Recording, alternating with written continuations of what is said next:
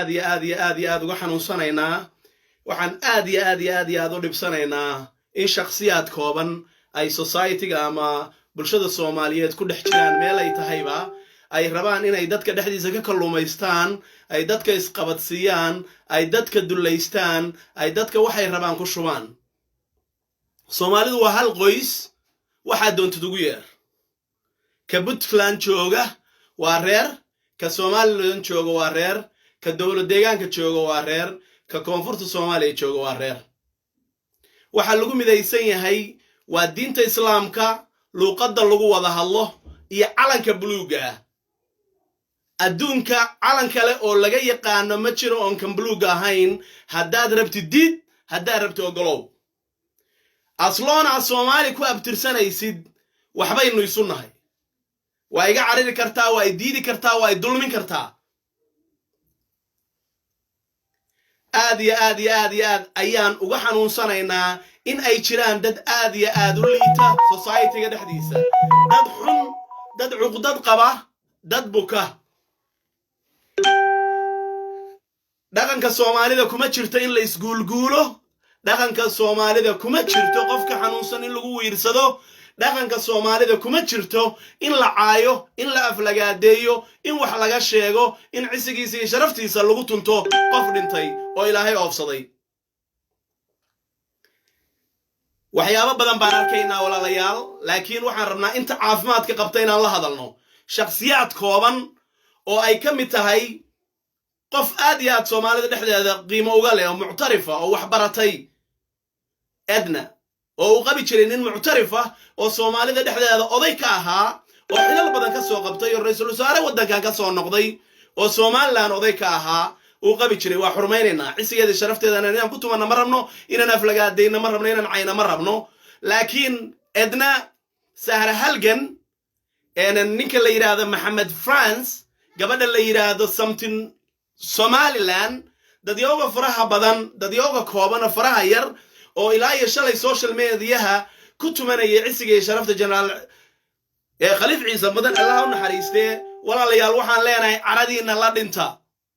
rasuulka Ilaahay iyo saxaabadu dadka jiran oo islaamka dhexdiisa ka kalluumaysta oo cuqdada qaba oo buka waxay dhigi jireen caradiina la dhinta waxaan ka qaban karnaa ma leh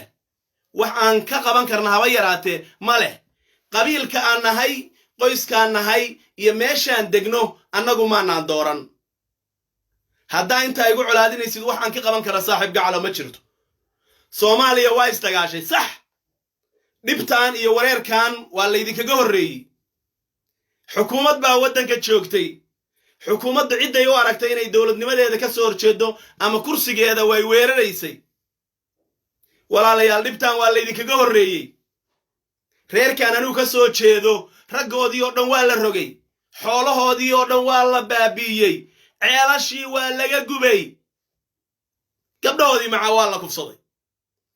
qof ka hadlaya oo qaylinaya oo buuqaya oo waxaasana lagu sameeyaa leena weliga arki maysid dawladdu dhib bay geysatay raggii dhibta geystayna way idinka hooseeyaan kuwa badan oo dawladdii Maxamed Siyaad Barre la shaqeeyay baa xilal idiin haya baa madaxweynayaal idiin noqday guryihii iyo hantidii dawladda Soomaaliya ay lahayd baa degantiin oo madaxtooye maanta idiina dadka ha laga xishoodo Ilaahay ha laga baqo Somaliland waa qowmiyad jirta sumcad iyo sharaf iyo karaamo leh dad wanaagsan saaxiibo badan baan ku leenahay inay jirto oo joogto waa jecelnahay waryaa waa idin la dabaal degnaa 15 May calaamadiina social media soo saarana waa idin hambalyeena naga xishooda waa idin qadarina waa idin qaadana waa idin ogolnahay nolol 400 oo kun oo qof oo reer Soomaaliland baa garowga timaada yearly basis boqolaal baa maalintii yimaada waxaan reer Puntland loo sameyn baa laydin sameeyaa baabuurka idin keenaa dawladda hoose taga oo CID-da taga oo wasaaradda maaliyadda taga oo immigration-ka taga oo qof reer Soomaaliland inuu dhibtooda lama ogola reer Puntland baa inta la celiyaa idinka laydin hormariyaa calaamadiinii baad wadataan laydin ma dhibaateeyo taargada Soomaaliland baad garow la soo gashaan waa laydinku xurmeeyaa waa laydinku sharfaa waa idinku karaameynaa waa idinku darajaynaa inaad mayd dhintay aad cisigiisa sharaftiisa ku tumataan oo ilaa shalay oo dhan aad wadataan sawirada janaa khaliif ciise mudan ilaahay daacadiis maaha waa gunnimo laydinkama yeelaya naga xishooda aad waxaan ugu xumahay saaxiibkay aan aad u jecelahay mu'allif Soomaaliyeed xasan dhuxulaab saalax oo shalay si islaamnimo Soomaalinimo tacsi u soo galiyay oo maanta tacsidii ka dajiyay kadib markay barashar badan saareen dad qoyskiisa ama xaafadiisa kuna bedelay video guubaaba oo Soomaaliland ay ku sheeganaysa in gacan ku dhibaateeyay oo dib loo geystay saaxiibaya xagee marayna xilligii la tanazuli lahaa baan rabnaa baanu joognaa soo waxa garata ma tanazulka la isu sabri jiray dadku waa islaam waa la dhibtooday waxba dhacay qaladaad baa dhacay ma garatay yes dib waa la idin geystay Soomaaliland maxay ka geysatay caro dhul baante maxay ka geystay Karshaale yaa idin kala xisaabtamay 24/7 baad laascaana iyo tugarraqiyo imaanaysaan oo dhiba geysanaysaan yaa idin kala xisaabtamay meel walba waxa weeyaan meesha la yiraahdo gobolka Awdal waxaad rabtaan baad ka samayseen waa idin ognahay saasoo tahay ma rabna in afkeeda ku ballaarino dadku aqli bay leeyihiin dadku waa isleeyihiin dadku waa ehel iyo xigaalo dadku waa wiil iyo abtigi khaliif ciise mudan haliyay Soomaaliyeed buu ahaa dadkii wax idin geystayna kuma jirin idin ma duqayn oo dayuurad ma wadin oo wadanka ma joogin sidoo kale walaalayaal ninku waxa weeyaan nin muwaadina oo wanaagsan oo weeye idin xurmeeyo weeye idin darajeeyo weeye idin soo dhawayn jiray weeye Nairobi baad ugu tagi jirteen oo guriyihiisa siyaasiyiintiina iyo waxgaradkiina oo dhan ay u tagi jireen oo karaameyn jiray weyn jiray kaarbad u gogli jiray inuu gabadhiinii qabo oo wiil adabti uu tiin uu dhalay maca waa garan weydeen shalo dhan meydkiisaad cunayseen shalo dhan meydkiisaad ku dhaganaydeen meydka in la canaanto iyo meydka in la kufsado waxa way dhaqan wanaagsan Soomaalida uma aha akhlaaqiyan ma aha islaamnimo ma Soomaalinimana ma aha waxaan dadka dhexdiisa ku jirin baad ka shaqaynaysaan calanka Soomaaliya gabadha uu marada ugu goglan yahay Hargeysa iyo dhulkaas waa xirtaan annagana waxa way qof walba oo Somaliland iska daaye asxaabtayadii dhalinyaradayadii iskuulinka aha baa garoowa jooga iskuulada iyagoo wata calaamadiina gacmaha ku wata ciidan kalena ma jirto waqtina lama geliyo in ay xor yihiin ay choice-kooda waxaan ku soo iibsadeen oo ku wataan baa la aaminsan yahay waa lagu karaamaya waa lagu sharfaa aad iyo aad wax looga xumaado weeye aad iyo aad wax looga xumaado weeye in dhaqan noocaas uu jiro dadku aqliga ma laha ma soo xagarateen ma marka in la kala xishoodo in la waxa weeyaan ba aad iyo aad u wanaagsan dadku inay isu socdaan isu tagaan qalbiyada isu furaan baa la rabaa laakiin waxa weeye 24/7 inaad waxa doontaan akhridaan waxa doontaan samaysaan waxa doontaan maxaa ku hadashaan wax qurux badan maaha in shacabka la kala fogeeyo wax qurux badan maaha in shacabka laga dhex kaluumaysto wax qurux badan maaha siyaasiyiintu way ishayn karaan way isdiidi karaan waxay doonaan bay ku hadli karaan xaq baad u leediin taas laakiin absolutely shacabka dhexdiisa in laga kaluumaysto oo dadka la dhibaateeyo oo dadka muxuu ahaye tool cuqdad la kala geliyo absolutely wax wanaagsan maaha Soomaalinimana maaha islaamnimana maaha dadku ma kala maarmaan waxaa loo baahan yahay in aqligu shaqeeyo waxaa loo baahan yahay in aqligu shaqeeyo waxaa loo baahan yahay in sida dadka loo dhaamo riyaaldiga waxa weeye walaalayaal dagaalkii dhacay 88 anagu maanaan geysan warno maanaan hayn wax la idinku sameeyaan raali ka ahayn waanaan ogeyn soo in lagu ciqaabo oo laga aarsado xogaa ilaahay daacadiis maaha wax wanaagsanna maaha Soomaalinimana maaha saaxiibtinimana maaha intiina aqliga la marka waxa weeyaan waxa la rabaa in hawshaas aad ka dhiidhidaan gunnimada oo la sameeyo oo meydka laga aarsanayo lagu buuqayo xaasha lillahi wax aad iyo aad wanaagsan maaha wax qurux badan maaha waa adkaysan weynay annaga joogna Turki annaga ninkaan meydkiisa la joogna annaga ogsoon sida Soomaali uga xanuunsatay sida Soomaali ugu tacsiyeynayso sida magaalooyinka loo soo buuxiyo dhaafiyay fikirka saliimka Soomaalinimada islaamnimada ay keenayaan soo xagarateen maaha marka annagoo damqanayna oo waxa weeyaan ehelkayga xigtadayadii ay meyd yihiin oo talaagad noogu jiraan haddana inaad naguulguushaan inaad nucolaadisaan inaad qalad naga gashaan ilaahay daacaddiis maaha shalay markuu dhintay ra-iisul wasaarihii hore Soomaaliya Cumar Carte ilaahay ha u naxariistee qof walba oo Soomaaliya waxa weeye waa ka xumaadeen waana ka tacsiyey waana weyneeyeen sharafta iyo karaamada iyo gobonnimadu wax iisiya maaha walaalayaal dadka wax garanayo iskuulada dhigto dhalinyarada ahi waxaan ka rajaynaynaa inaysan cuqdadaasi galin dadkan adna iyo halgan iyo dadka la egi waxa weeyaan waxa la rabay intay kalaabiyada iska xiraan inay masaajid galaan oo tusbaxooda qaataan baa la rabay ma garatay every single night every single khamiis walba iyo jimco walba waxa weeyaan waxa u furan gabadhaas baar Hargeysa ku yaala oo ay waxa ay tooldaneeda ka qabsato shaqadeeda camalkeedu yahay soo waxa garata ma meesha ilaahay isu dhiibi lahayd oo istaghfirullah dhiilayd oo dulmigii ay gashay ma garatay ay ka toobad keeni lahaydna waxaasay ku jirtaa laba asbuuc ka hor miyam toonbari ka hor waxay sidaan oo kale u jaayifaysay ra'iisul wasaaraha ku-xigeenka Soomaaliya hadda ra'iisul wasaaraha ku-xigeenka Soomaaliya dadkiisii baa Hargeysa la jooga oo iska celinaya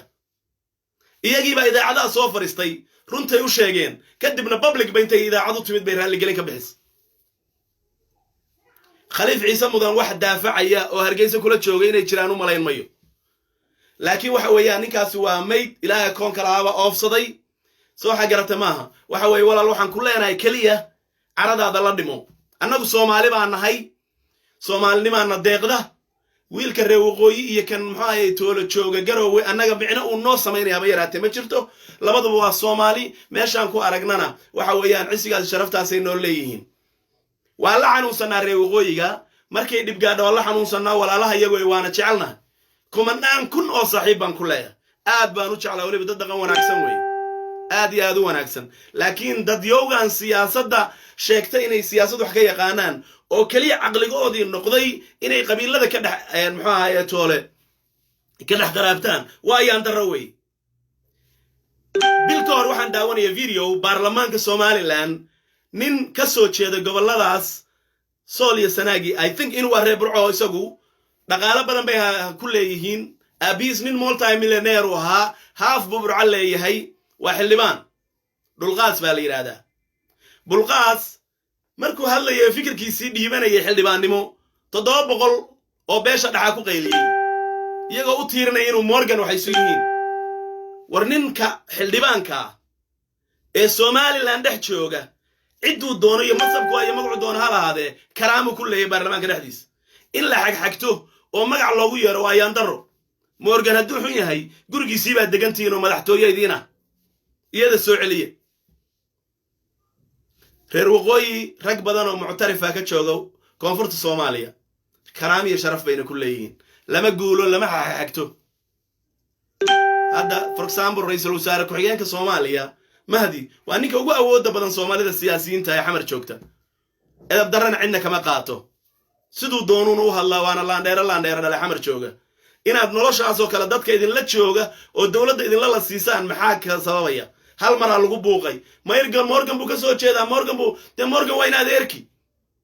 waana nin Burco ku dhashay waana nin Burco hanti ku haysta miyuu taas karaamo ku helayn waxyaabo badan in la xeeriyaal rabaa ninkii sidaa u dhaqmayay oo ninkan ku qaylinayay odayaashii kale oo meesha fadhiyay macaawar sharaf maydin duliyo ka xishood ninka aqligu ha shaqeeyo walaalayaal niman ilbax waa tihiin waa run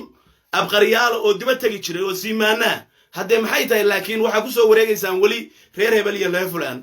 waxa la rabaa inaad boorarada furtaan oo dabeecadiina iyo siyaasadiina Soomaalida kale ay jeclaato idin timaado oo idinka la idinku darsamo see la idinku imaanaya haddii qofkii idin yimaado baa xabsi ku tuurtaan 100 jeer baan imaan la Hargeysa linta belada ayaa dadka siisaan baan ka baqay qof allaali qofka idinka aan dalow baa ka tuuraysan hadda xildhibaano bala ka dhacdayo xaafadayada ay noo doodana ma jiraan Hargeysa hadii lagu xiro wareer way magarad Hargeysa waa jecelnahay Burcana waa jecelnahay Booramana waa jecelnahay dadka joogo dhex joogana waa jecelnahay laakiin siyaasiyiinta reer Somaliland hay saxeen iyo dadka sheegta in ay Somaliland yihiin oo cuqdadaysan oo jiran oo shakhsiyaadka waxaan qirayaa intaan garaadsaday inaan ku soo dhex jiray dad reer waqooyi ayna lahaayeen dad wanaagsan ehlo cilmi ehlo aqli sheekha Soomaalida ugu micnaha badan muftiga ugu khayrka badan Somaliland buu ka soo jeedaa yaana sheekh abadihiima kuwa badan sheekh Mustafa kamida sheekh Maxamed Dirir baa kamida rag badan oo khayr badan baa kamida oo markii Somaliland ku hortimaadii waqooyi ku soo baxaya rag badan oo aqliga u saaxiibo baanu ku leenahay niman badan baa jira dumar badan oo wanaagsan baa jira har yaabeen bay noo sheegaan khayrka Somaliland hadii khayrka Somaliland markaan u soo qaadanaba waxa way wax yar baa la qaribaya way aad iyo aad wax looga xumaado way walaalayaal macaan qof walba siduusan u jeclaan lahayn in walaalkiis iyo waalidkii lagu wiirsado ayaa u dhibsanaynaa dhaqan xumadaas ay nagu sameeyeen shakhsiyaad kooban oo reer Somaliland ma yeeli karno ma qaadan karno waa ka xunnahay annaga bahday tacsiidin gasho idinka aarsan mayno idinku wiirsan mayno waa idin la qoomamaynayna waa idin kala shalaayayna waana u ducaynayna laakiin absolutely shakhsiyaadka farakuturiska ee jiran cuqdada qaba kansarka uu caloosha ugu jiro waxaan leenahay caradiina la dhinto Soomaalinimaana deeqda iyada rajo lagu gaaraya iyada meel lagu tagaya baasaboorka doonta adduunka hayso Soomaali baa tahay wax laga qaban karo malaha lagama carari karo adiga u baahan Soomaalinimadeeda kuma baahna walaalayaal waxaan ahay ehelka dhow ee General Khaliif Ciise Mudan waxa weeyaan waxaan joogaa Turkey waxaan joogaa aaskiisi waxa weeyaan absolutely waana dhibsaday waxyaabahaas aan quruxda badnayn ee ilaa iyo shalay toole maxaana lagu la kacay aad iyo aad baan uga xunnahay baan leenahay ilaahay u naxariisto ilaahay kitaabkiisa midigta ka siiyo ilaahay qabriga u waasiyo ilaahay marti la jecel yaa ka dhigo intii dulmiga geysatay idinka baale inta wanaagsan khayrka badan oo reer Somaliland oo ilaa shalay tacsiyeynayso oo ka xun hawshaaniyada waxa way walaalayaal waa maadsantiin ma waxa way abiya dhaqan waxaynu leenahay maaha aaska iyo dhimashada iyo geerida maxaayato lagu wiirsado lala booboodo lagu farxo way xanuujistay koow baan arkay laba baan arkay shan baan arkay toddoba baan arkay ilaa xal oo dhan absolutely waxaan qaadan waayay markaa saaxiibkay tacsidii quruxda badnaasho la soo galiyay inuu maanta dajiyo oo video ku beedelo anigoo ogsoon in barashar badan oo xagga dadka ka yimid oo qofka loo hanjabayo oo qofka cisigii sharafta lagu tumanayo oo qofka la dhibaataynayo walaalkii xasan dhuxul waxaan jeclaan lahaa maca hadii uu video haduu dajiyo qoraalkii oo tacsidii la laabtay ma jeclaysan videogaas inuu ku qanciyo dad gooniya kana dhigo maxaayato in Soomaalida oo dhan ay dhibtan iyo meeskan ka dambeysay ama ka wada qayb qaadatay ilaahay qalbiyadeena hay isu furo ilaahay hay isu soo keenjeediyo ilaahay macaankeenna iyo khayrkeenna iyo wanaageena Soomaalida ha tuso intaas waxay iga ahayd maxaayato xanuunkii aan kala kulmay ilaa iyo shalay ee social media iyo si da foshxun ee loogu diganayo nin inaga hooseeyo ilaahay oofsaday waxaan qirayaa inuu bashar wanaagsan ahaa waxaan qirayaa in darbi weyn oo Puntland ay lahayd uu shalay dumay ama Soomaali qayb dhan oo jirkayga ayaa maqan marka ma yeelayno in cisigayga sharafta lagu tunto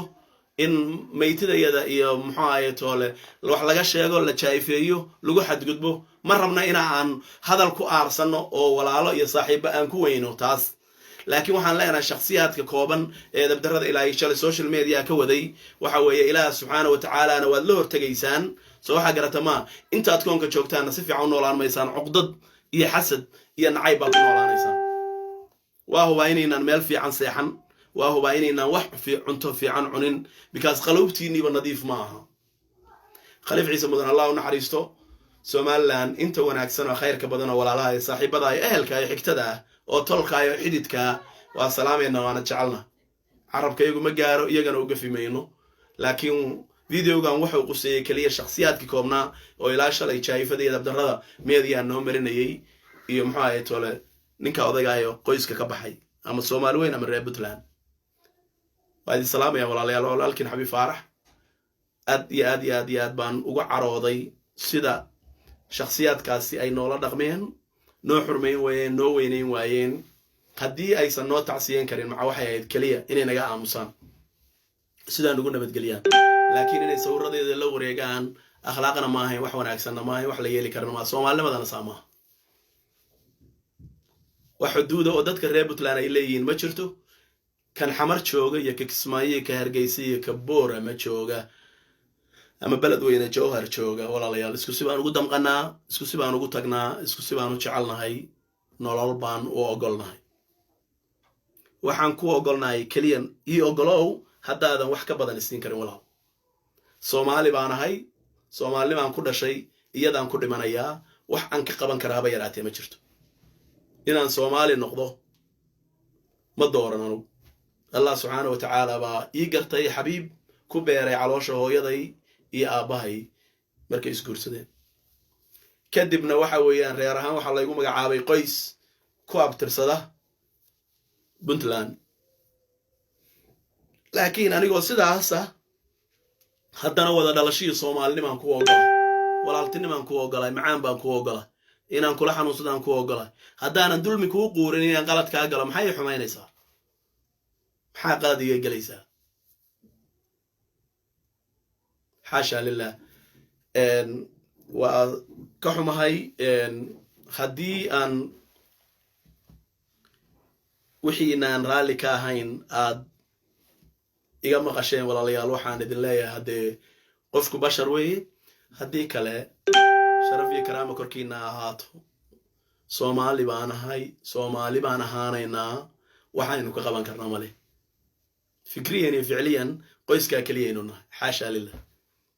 ma inagaa dooranayna af Soomaali ku hadalno ma inagaa dooranayna inaynu Soomaaliya ku abtirsano inaynu isku midab nahay inaynu isku diin haysano ma inaan dooran Hargeysa iyo Garowe balad weyne iyo Muqdisho iyo Baydhabo waxa ogaataan inay magac tahay waa degtaa ma garad laakiin Soomaali baad reer Soomaaliland oo haddaad xorriyad helaysaan iyo haddaad madax bannaan helaysaan walaal cidna idin kama hor joogto idin mana diidanin marka dad badan baad ka heli kartaan Soomaalida kale haddiinaan idinku iska fogeyn dad badan oo idin taageersan waxa idin la rabaa baa heli kartaan laakiin haddaa maalin walba aad idinku dad iska cayrisaan kullay hadda waxay tahay ila tahay qolataynka idinku soo magarad sharaf iyo karaama idin hayaa waan jeclahay inaad wax noqotaan inaad hankiina himiladiina ka gaadhaan markaad doorasho qabsataan iyo markaad maamulada isku wareejinaysaan iyo wax walba wanaaga oon ka aragno Soomaaliland waa ku taageernaa waana ku ammaanaa cidna kuma raali gelinayno soo xagarateen ma hore u sii socdo baan idhaahnaa haddaad cuqdadna gashatid walaal waa fogaanaynaa waa kaa tegaynaa kuuna imaan mayno laakiin haddaadna soo dhawaysto kalgacal iyo walaaltinimana tustid waa ku weynaynaynaa waa ku sharfaynaa ku karaamaynaynaa madaxaan ku saaraynaa Soomaaliland iyo Soomaalida kale baa Allah idin barakeeyo cadowgiina Allah qabto midnimadiina Allah soo celiyo qulubtiina Allah isu furo walaalayaal aan ka talino aan ka shaqayno kaliya midnimada Soomaaliyeed taasayna deeqada iyada in wax ku wada noqonaynaa wixii kaftana iyo qof iska celin iyo saaxiibka Allah kafta waa meesheeda laakiin waxaynu nahay Soomaali qoys wanaagsan oo magac iyo sumcad adduunka ku leh iyadaana loo baahan yahay shaqayso khaliif wuxuu ku dhintay magaca Soomaaliyeed kofinkiisa marka laga soo qaaday wadankan calanka Soomaaliya lagu dadaya waxa uu ku abtirsadaa Soomaalinimo waxa uu wax la yahay qof walba oo Soomaaliya cidii qalad ka gashay ay la hortagaysaa inta ka horeysa waxba kama qaban karno qoyska aan nahay ama qabiilkaasna lagu sheego maanaan dooran walaal aan ugu colaadin nolol baan ku ogolnay saaxiibtinimo taan ku wada socono sharaf iyo karaama korkiina ahaato Soomaaliye inta khayrka jecel waa jecelnahay Allah idin sharfo inta xumaatada iyo nacaybka u samaysana Allah caafiyo Allah daweeyo baan leenahay wadan waxaan joogaa aad iyo aad u qabow cadaab baa dad ku jiraan meeshaan iyadoo weedarku qabow yahay ba haddana balaayaafka lagu xiranayaa sidoo kale bandow baa lagu jiraa guryaha lagu jiraa Soomaali dadku waa xor meesha doonaan bay marayaan wadankaas ay dadtaan dabeecadda leh hawada fiican leh shaqo laga heli karo nolol maalmeedka leh sidoo kale cibaadada aan la heli karin Soomaaliya ay leedahay qof walba oo meeshii alla kugu dilay ku dhimanaysaa iimaansada waxaad haysataan magaalada aad joogtid barakee maamulkeedii systemkeedii kala dambeynteeda u hoggaansan sharciga waana liibaanaynaa insha Allah ilaahay qulubteena isu furo ilaahay qalbiyadeena hadda weeyo ilaahay kuwa xun shakhsiyaadka kooban ee Soomaalida in general ku dhex jira ee dad kala geenaya inaga qabto Allah idin sharfo Allah idin badbaadiyo guud ahaan wa salaamaya Soomaalida guud ahaan walaalayaal sidoo kale waxa weeyaan waxaan salaamayaa walaalaha reer Somaliland ee khayrka iyo sharafta badan. Allah idin barakeeyaan leena. Assalaamu alaykum wa rahmatullahi wa barakaatuh walaalayaal.